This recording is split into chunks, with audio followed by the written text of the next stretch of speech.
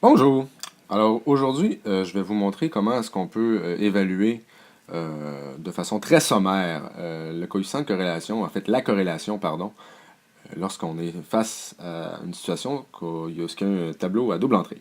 Donc, ici on peut voir dans l'exemple qu'on a là, que les données sont situées quand même relativement sur la diagonale de notre tableau. Donc, une petite seconde. Donc on regarde ici, là, j'ai vraiment les données les plus nombreuses, puisque les plus gros chiffres, les chiffres les plus élevés, devrais-je dire, sont situés vraiment sur la diagonale. Tandis que si on regarde à l'extérieur, il y a vraiment des zéros. Ici, ici, ici.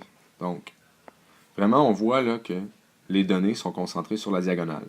Et on peut voir qu'ici, les données vont en augmentant vers la droite et vont également en augmentant, mais vers le bas, contrairement à un plan cartésien. Donc on pourrait croire ici là, que ma corrélation pourrait être négative, parce que si on les placerait dans un plan cartésien, ça semblerait donner une droite dont le taux de variation est négatif. Mais il ne faut pas oublier qu'il faut considérer là, que, comme je vous disais, les données vont en croissant, mais de haut en bas.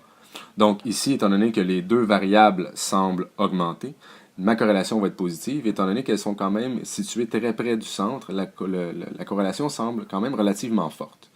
Maintenant, si on avait des données concentrées vraiment au milieu, mais qu'on avait eu d'autres données, disons par exemple, si j'avais eu, à place des zéros, j'avais eu des 1.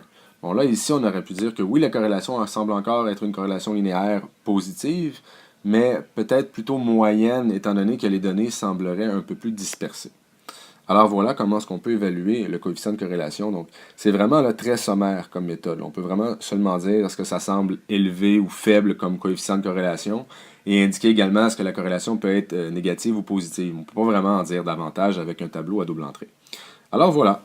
Donc, on se revoit aux prochaines vidéos.